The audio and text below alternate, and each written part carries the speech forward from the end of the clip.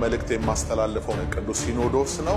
እዛው ውስጥ መግደያ ያላችሁ ይቅርታ አልተጠየቀበት እውነት ብቻናል እያለ ዳግም ወደ ባርነት ሊቀ መዘምራን ቴዎድሮስ ዮሴፍ እዚህ ጋር ያከብራል።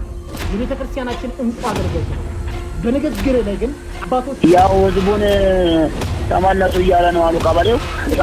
ሰላም። ዛሬ በጣም የሚያናድ መረጃ ልነግራችሁ የተመለስኩት እነኚህ ሁለቱም ጋሻው ደሳለኝ እንግዲህ ቅዱስ ሲኖዶስን አዋርዳለሁኝ እኔ መረጃ አለኝ በማለት በአዲስ ጉዳይ ብቅ ብሏል። እንግዲህ ብዙዎችን እያነጋገረና ምላሽ እየሰጡበት ይገኛሉ። ይህንን ሀሳብ አጣሪ ኮሚቴው ሰበሰብኳቸው ያለው የአርሲ ካህናት ሁለቱ ካህናት ምን መከራ ውስጥ እንደነበሩ መረጃዎች ወጥቷል። እነዚህንና ሌሎች አርሲን በተመለከተ አዳዲስ መረጃዎችና ኦርቶዶክሳውያን ጥሪዎችን አብረን እንመለከታለን። በመጀመሪያም የበጋሻው ንግግርና ምላሽ አድምጠን ወደ ሌሎች ጉዳዮቻችን እንሄዳለን። አብራችሁን ቆዩ። ይህን መልእክት የማስተላልፈው ቅዱስ ሲኖዶስ ነው። እዛው ውስጥ መግደያ ያላችሁ ይቅርታ አልተጠየቀበት እውነት ብቻ ነው የሚያሸንፈው። እስላሞች ላይ የሆነ አይነት ዘመቻ እንዲከፈት ዛሬችን እንግዲህ በጋሻው ከኢትዮጵያ ኦርቶዶክስ ተዋሕዶ ቤተክርስቲያን ከተባረረ በኋላ በራሱ የሃይማኖት ጸጽ ማለት ነው ከቤተክርስቲያን ከተለየ በኋላ እጅግ በጣም ብዙ ነገሮቹ አላስችል ብሎታል። ሁልጊዜ የኢትዮጵያ ኦርቶዶክስ ተዋሕዶ ቤተክርስቲያን ርዕሱ ናት። ባገኘው አጋጣሚ ሁሉ የሚሰብከው እዛ ቤት እንኳን ሆኖ ስለ ኢትዮጵያ ኦርቶዶክስ ተዋሕዶ ቤተክርስቲያን ነው። ያው ሐሜት ቢሆንም ማለት ነውና እንደዚህ የሚያደርገው ሳስበው ደግሞ ናፍቆት ሳይሆን አይቀርምና ወንድማችን ደፈር በልና ያጠፋውን ጥፋት የሰራውን ስህተት ሁሉ ቤተክርስቲያን የይቅርታ እጆቿን ዘርግታ ዛሬም ትቀበላለችና እስቲና በቃ ድፈርና አንድ ባል ሚስቱን አልፈልግሽም ብሎ ከፈታ በኋላ ዘወትር ስለሷ ስሟን እያነሳ ባገኘው አጋጣሚ ሁሉ ስለሷ የሚያወራ ከሆነ የነበረው ፍቅር አልለቀቀውም ማለት ነው። እንደሰማችሁት በጥቂቱም ቢሆን ምላሽ የሚሆን ነገር ስለ በጋሻው ሰምተናል። በቀጣይነት አንድ ወንድማችን ያስተላለፈው ትልቅ መልእክት አለ። ይህንን ሀሳብ አድምጠን እናንተም ደግሞ የመሰላችሁን ኮሜንት ላይ እንድትሰጡ ወደ ቪዲዮ ወስዳችኋል። ጊዜው እየተመጣ ፍትህ ብሎ መጮሁ ምንም አይነት መፍትሄ አያመጣም። ምክንያቱም ፍትህ የሚሰጥ አካል ቢኖር ኖሮ እስከ ዛሬ አልቅሰን የጠየቅናችሁ ጉዳዮች በሙሉ ፍትህ እያለን የጮንባችሁ ጉዳዮች በሙሉ መፍትሄና ፍትህ ባገኙ ነበር። ነገር ግን ይህ አልሆነም። እንደሚታወቀው በየጊዜው በተለይ ደግሞ በአርሲ ዞን እንደሚታወቀው በየአመቱ ነው። 7 ዓመት ሆኖታል እዛ አካባቢ ኦርቶዶክሳን መገደል ከተጀመረ ማለት ነው። ስለዚህ የትኛው ፍትህ ተገኝቶ ነው ፍትህ እያልን የምንጮሁ? ስለዚህ አሁንም ጥቁር እየለበስን መተን እያለቀስን ምናምን የሚያለቅስ ኢሞጂ የላከን ዝም ብለን ፍትህ ብሎ ጀስቲስ ምናምን እያሉ መጠየቁ አይደለም መፍትሄው አንድና አንድ ብቻ ነው። እሱም መደራጀት ነው። መደራጀት ስንል ምን እያልን ነው? መደራጀት ማለት እርስ በርሳችን መተዋወቅ፣ እርስ በርሳችን መዋደድ፣ ለዚሁም እርስ በርሳችን ያለን ጥላቻ በማስወገድ ለቤተ ክርስቲያን ዘብ መቆም፣ በአንድነት መቆም አስፈላጊና ጠቃሚ የሆነ ሀሳብ ነው ያቀረበልን። እንግዲህ ይህን ጥሪ ሁላችንም ተቀብለን መረጃዎችን መለዋወጥ፣ በየቀኑ ያሉትን ነገሮች ለሌሎች ማሳወቅ የተረዳ ነው ማለት ነው። እንግዲህ እርስ በርስ ጥላቻዎችን ከመሃላችን አስወግደን ትክክለኛና ኦርቶዶክስ ሐሳቦችን በመሃላችን እንዲሸራሽሩ መፍቀድ መቻል አለብን። እንግዲህ አጣሪ ኮሚቴው ስላወጣው መረጃ ወንድማችን ቴዲ የራሱን ሐሳብ በዚህ መልኩ አስቀምጦልናል። ወደሱ እንሂድ። የኦሮሚያ ፖሊስ አዛዥ አርታዩን ሰሩት። የሃይማኖት ተቋማት ጉባኤና ነቄስ ዳዊት ቆንጆ አድርገው ተወኑት። ከሪፖርቱ ጀርባ ያለው ቅሌትና እውነት ሲጋለጥ የሚከተለውን ይመስላል። ከዛ በፊት ግን ሁላችሁም አካውንታችን እየተዳከመ ነውና ኮፒ ሊንክ ከማድረግ ይህን ቪዲዮ እንድጀምሩ ጠይቃችኋለሁ። እንግዲህ እስካሁን ድረስ የአርሲ ኦርቶዶክሳውያን ወገኖቻችን ግድያ አልቆመም። ባልቆመው ግድያ መካከል ታዲያ የሃይማኖት ተቋማት ጉባኤና የተወሰነ አጣሪ ቡድን ተንደርድረው መጥተው ፍጹም የእውነትነት መሰረት የሌለውን ሪፖርት አሰምተው የበለጠ ልባችንን አደሙት። ከሪፖርቱ ጀርባ ያለው እውነት ግን እንዲህ ነው። ተንደርድረው እንደሄዱበት አይደለም የአርሲ ምድር ነገሮች የጠበቃቸው። ገና ሲደርሱ ከጠቅላይ ሚኒስቴር በተሰጠ አቅጣጫ መሰረት ስትመለሱ በፍጹም የሃይማኖት መሰረትነት የሌለው ጥቃት መሆኑን እንድትዘግቡ ሪፖርታችሁ ይሁን ተብለው ገና ሳያዩ በተሰጣቸው አቅጣጫ ብቻ እንዲመለሱ ተደረጉ። ታዲያ እዛ ደርሰው ብዙ መዟዟር አልተጠበቀባቸውም። ጉዳት ያለባቸውን ቦታዎች በፍጹም ሄደው አላዩአቸውም። ይልቁኑ አንድ አዳራሽ ውስጥ ለሌላ ስብሰባ የተገኙ ሰዎችን አመካክረን ሰማን ብለው ይህንን ሪፖርት ይዘው ተንደርድረው መጡ። ታዲያ ሪፖርቱን ይዘው ሲመጡ ከማቅረባቸው በፊት ያላመናቸው ጠቅላይ ሚኒስቴር 2 ተጨማሪ አራሚዎችን ላከ።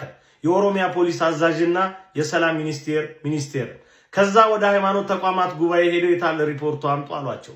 ተመለከቱ። ታጣቂ የሚል ጽሑፍ አለበት። ይህንን ታጣቂ የሚል ለምን አደረጋችሁ? በሉ ቀይሩ፣ ፋኖና ሸኔ ብላችሁ ተኩት አሏቸው። ያንን ተክተው አነበቡልን።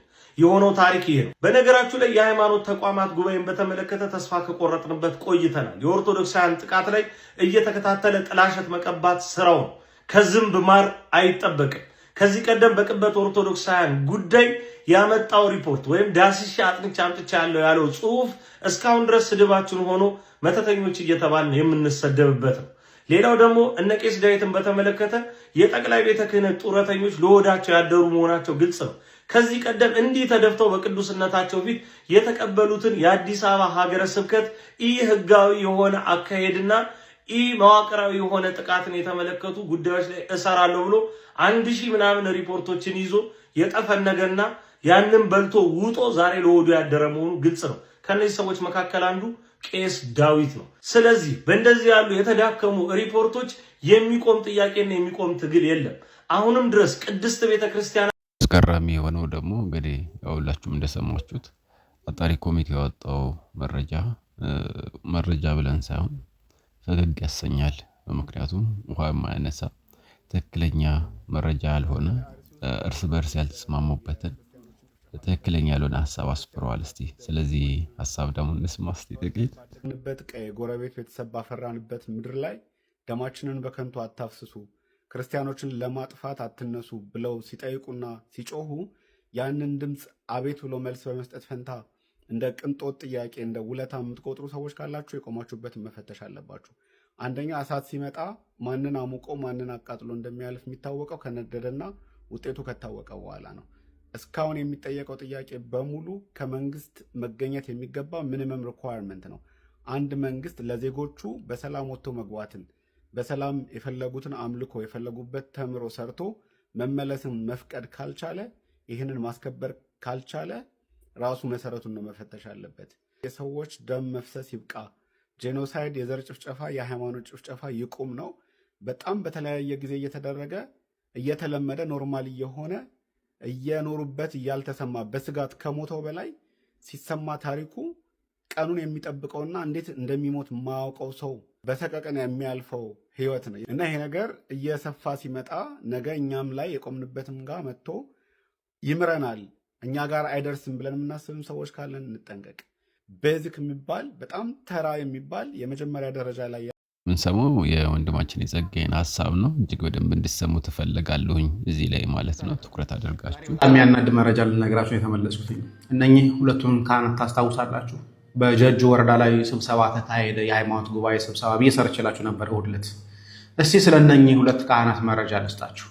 አንደኛው አረንጓዴ ቆብ ያጠለቁት አባት ቄስ ጥላሁን ይባላሉ። የጉሬ ጢኖ የእመቤታችን ቤተክርስቲያን አገልጋይ የነበሩ ናቸው። እኚህ አባት በአንድ ወቅት ታፍነው 200 ሺህ ብር ተከፍሎ የተለቀቁ አባት ናቸው። ሸሽተው ነው አሁን ከጉሬ ጢኖ ወጥተው አሁን ጀጁ ላይ የሚገኙት።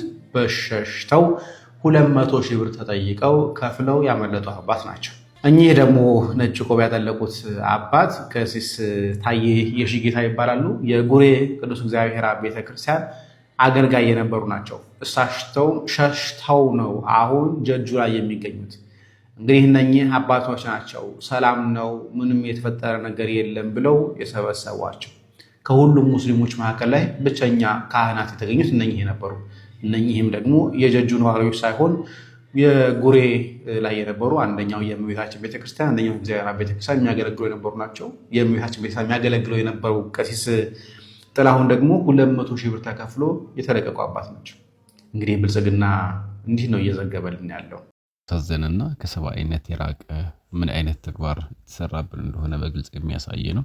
እስቲ የኮሚቴውን ቃል በቃል የተናገሩትን ሰምተን እንመለስ። በምናይበትና በምናጣራበት ሰዓት ከተጎጂ ቤተሰቦችና ካነጋገርናቸው ሰዎች በተሰጠ ምላሽ ይህን የፈጸሙት ራሳቸውን ፋኖ ናቸው የሚል ምላሽ ውሸታቸው እንኳን ውሸት ነው ብሎ እንኳን የሆነ ሚዛናዊ የሆነ ውሸት ትንሽ ነገር የሚቀራረብ ነገር እንኳን አቅም የለውም። እጅግ በጣም ያሳዝናል። በዚህ ደረጃ ነው የተከዳ ነው፣ በዚህ ደረጃ ነው በሞታችን የተሳለቁት። እጅግ በጣም ያሳዝናል።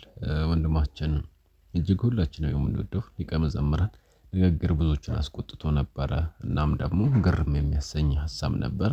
እስቲ ስለሱ ይሄንን ሐሳብ አድምጠን እንመለስ። እንደምታውቁት ቤተክርስቲያናችን እንግዲህ ዕለተ ዓርብ ላይ ነች። በዕለተ ዓርብ እነ ቅዱስ ዮሐንስ እስከ መጨረሻ የትውቅታ ድረስ ክርስቶስን ተከትለውታል። እነ ቅዱስ ጴጥሮስ አናውቀውም ብለው ክደዋል። ሌሎች ሐዋርያት ፈርተው ሸሽተዋል። ቤተክርስቲያን ዕለተ ዓርብ ላይ ባለችበት በዚህ ዘመን አገልጋዮች እስከ መጨረሻይቱ ህቅታ ድረስ ከመከራው የሚሳተፉ አገልጋዮች ይኖራሉ። ቤተክርስቲያንን አናቃትም ብለው የሚክዱ አገልጋዮች ይኖራሉ። ፈርተው የሚሸሹ አገልጋዮች ይኖራሉ። ይሄን ማወቅ አለብን። ስለዚህ ዛሬ አንድ ዘማሪ ተነስቶ የሆነ ነገር ቢናገር፣ አንድ መምህር ተነስቶ የሆነ ነገር ቢናገር ሊደንቀን የሚገባ ነገር ነው ብዬ አላስብም። አጀንዳችን አንልቀቅ። ሐዘን ላይ ነው ያለነው። ቤተክርስቲያናችን ትልቅ ፈተና ተጋርጦባት ያንን ፈተና አሸንፈን ለማለፍ ለቀጣይ ትውልድ ቤተክርስቲያናችን ለማስረከብ ስራ እየሰራን ያለነው። ስለዚህ ሁላችንም አዲስ አጀንዳ አንቀበልም። ወንድማችን ሚኮም የራሱን ሐሳብ አስቀምጦ ነበርና እሱንም ሰምተን ቪዲዮ ለሊቀ መዘምራን ቴዎድሮስ ዮሴፍ አድርሱልኝ። በመጀመሪያ ደረጃ ሊቀ መዘምራን ቴዎድሮስ ዮሴፍ እጅግ አድርጌ አከብራለሁ፣ የቤተክርስቲያናችን እንቁ አገልጋይ ስለሆንክ። በንግግር ላይ ግን አባቶችን አትንኩ አትናገሯቸው የሚል አንድ መልእክት አስተላልፈ ነበር። አዎ መጽሐፍ ቅዱስ የሚያዘው እናትን አባትን አክብር ነው። ከዛም ውጪ እናቱን አባቱን የማያከብር እድሜው አጭር ነው ይላል። ከእግዚአብሔር ጋር ለመታረቅ ታላላቆችን ማክበር፣ እናትን አባትን ማክበር የአንድ ክርስቲያናዊ ግዴታ ነው። ግን ትክክለኛ አባት ማለት መንጋውን የሚመራ ነው። ትክክለኛ አባት ማለት ዘረኝነት ውስጥ የሌለበት ነው። ትክክለኛ አባት ማለት ፖለቲካ ውስጥ የሌለበት ነው። ትክክለኛ አባት ማለት ከሆዱ ይልቅ አምላኩን ያስቀደመ አባት ነው። እነዚህን አባት በምንም ተአምር ልነካቸውም ልንናገራቸውም አንችልም። ግን ዘሩን ያስቀደመ ፖለቲከኛ፣ ከዛም ባሻገር ደግሞ ሆዱን ያስቀደመ ለገንዘብ የተገዛ ምእመኑን አሳልፎ የሸጠ ለቤተ ክርስቲያኑ ግድ የማይሰጠው አባት ግን አባት ሊሆን አይችልም። መስቀል ያዘ ሁሉ አባት ሊሆን አይችልም። መጽሐፍ ቅዱስ በማቴዎስ ወንጌል ምዕራፍ 7 ከቁጥር 1 ላይ እንደዚህ ይላል፣ ጌታ ሆይ የሚለኝ ሁሉ መንግስት ሰማያት አይገባም ይላል። የእግዚአብሔርን ስም ስለጠራ መስቀል ስለያዝክ ስላስመሰልክ አባት ልትሆን አትችልም። ትክክለኛ አባት መንጋውን የሚመራ ነው። ትክክለኛ አባት ማለት ለቤተ ክርስቲያን ዘብ የሚቆም አንገቱን የሚሰጥ ነው። ዘረኛውን፣ ፖለቲከኛውን፣ ሆዳሙን፣ ገንዘብ ወዳጁን አባት ልለው አልችልም። ልንቀበለው የሚያስፈልግ ሐሳብ ነው። እንግዲህ በተጨማሪም ደግሞ ለዶናልድ ትራምፕ የተላከው ደብዳቤ መድረሱን የተለያዩ መረጃዎች ወጥቷል። እስቲ ማን ነው ይህን ደብዳቤ ተፈጻሚ እንዲሆን ያደረገው የሚለውን ጉዳይ አብረን ሰምተን እንመለስ። ከኋላ የምትመለከቷቸው የኮሎራዶ ግዛት የህዝብ ተመራጭ ናቸው። ሀምሳሉ ካሳው ይባላሉ። ለአሜሪካ ሴኔት ደብዳቤ ልከዋል። በኢትዮጵያ በተለይም በአርሲ ዞን ያሉ ኦርቶዶክስ ክርስቲያኖች ላይ ያጋጠሙን የጅምላ ግድያና መፈናቀል አሳዛኝ ዘገባዎች በጣም አሳሳቢ ሆኗል። ሰዎች በእምነታቸው ምክንያት ኢላማ በማድረግ ተቀባይነት የለውም። የህዝብ ተመራጩ ሀምሳሉ ካሳው በደብዳቤያቸው ነው የጠቀሱት። ግን የስልክ ጥሪ እንስማና በስልክ ጥሪው መሃል ምንድነው እየተላለፈ የነበረውና በድብቅ እየተሰራ ያለውን ሴራ በግልጽ የሚያጋልጥ ሐሳብ ነው። ይህንን አዳምጠን እንመለስ። ወደ ሌሎች ጉዳዮቻችን እንሄዳለን። እስከዛ ድረስ አብራችን ቆዩ። ያው ህዝቡን ተመለሱ እያለ ነው አሉ ቀበሌው። ቤተክርስቲያን ተሰብስበው ዙሪያውን እየተጠበቀ ነው አሉ። ያው ማታ በሚኒሻም በህዝቡም ከሚኒሻ ጋር አንድ ላይ ሆኖ እንደሰማሁት ነው። እንግዲህ እና አቶ ኢብራሂም ካድር አርሲ ኦርቶዶክሳውያን እንደዛ ሞተው ማንንም አልሞተም ብለው የዋሹ የቀጠፉ ከገዳይ ጋር የተባበሩ ናቸው። እና አሁን ደግሞ የተለያየ ዓለም አቀፍ ሚዲያዎች በአርሲው ላይ ጠንክር ያለ ምርመራ ያደርጉ ይገኛሉ። ከዛ ውጪ ጭራሽ ለነ ትራምፕም ደብዳቤ ተልኳል። የተለያየ ተቋማትም ድምጻቸውን እያሰሙ ይገኛሉ። የሚዲያ ዘመቻው እንግዲህ ውጤት አምጥቷል፣ እግዚአብሔር ይመስገን። ይሄን አስመልክቶ እንግዲህ እና አቶ ኢብራሂም ካድር ህዝቡን ተመለሱ ወደ ቦታችሁ ያሉ ይገኛሉ። በችዊስ የተፈናቀለው ህዝብ ተመለሱ በቃ እኛ እንጠብቃችኋለን ያሉ ይገኛሉ። በዚህ አጋጣሚ ደግሞ የተገደሉት ባይሞታቸው አይደለም ለምትሉ ሰዎች ካላችሁ ስሙት። ያው አሁን እየተጠበቀ ነው አሉ ዙሪያውን ቤተክርስቲያን ተሰብስበው። ይሄን እንግዲህ የተፈናቀሉት ራሱ የሚመለሰው ወደ ቤተክርስቲያን ነው፣ ምክንያቱም ኦርቶዶክሳውያን ስለሆኑ። አሁን እንግዲህ የመንግስት አካል የሆኑት እና አቶ ኢብራሂም እያደረጉ የሚገኙት የጠንካራ ምርመራ የሚያደርጉት የውጭ አካላት እንደዚሁ ደግሞ ትራምፕን ጨምሮ ትላልቅ ባለስልጣናት የደረሰው ደብዳቤ እጃቸው ላይ ሲደርስ ሲያነቡ የተለያየ ምርመራ እንዲደረግ ያዛሉ። እንግዲህ ይህንም አስመልክቶ ያንን ምርመራ ለማደናቀፍ ህዝቡ ሰላም ለማለት ድረስ አሁን እያሉ የሚገኙት እንጠብቃቸዋለን ነው። እኛ እንጠብቃቸዋለን፣ ችግር የለውም ተመለሱና እህላችሁ ሰብስቡ ምናምን ያሉ ይገኛል። ወደ አርሲ እንግዲህ የመንግስት ሰራዊት ይገባል። ከዛ ለትንሽ ጊዜ ያክል ለአንድ 2 ሳምንት ጥበቃ ያደርጋል። መረጃ ለመሰብሰብ የሚሄዱ ሰዎች ደግሞ ሁሉ በሰላም እንደሆነ ይመለከታሉ። ለጊዜው ይወጣሉ። ከዛ በኋላ አሁንም ድጋሚ የኦርቶዶክሳን ጭፍጨፋ ይካሄዳል። ይሄ ስላለ መረጃ ሰብስባችሁ የምትገኙ ሪፖርት ለማድረግ የተለያዩ መረጃዎችን ሰብስባችሁ የምትገኙ እባካችሁን በርታቱ ቀጥሉ አትፈልጋለሁ። ሆን ተብሎ የውጭ አካላት እርምጃ ሊወስዱ እንደሆነ ስለሰሙ ብቻ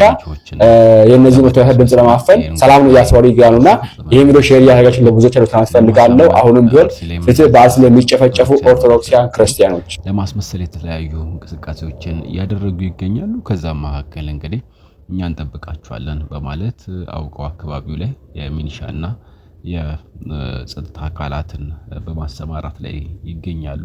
በዚህ መልኩ ይህንን የስልክ ጥሪ አዳመጥን። ወገን እንደሌላቸው ኦርቶዶክሲያን በግፍ በደል እየደረሰባቸው የሚገኝ በአርሲ ምድር ሁላችንም ድምጽ ሆነን በአንድነት ይህን ነገር ለዓለም አሳውቀን ነፃነታችንን ማሳወጅ ይኖርብናል።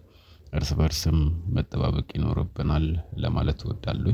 ሌሎች መሰል መረጃዎችን ይላችሁ በቅስቅል ሰላም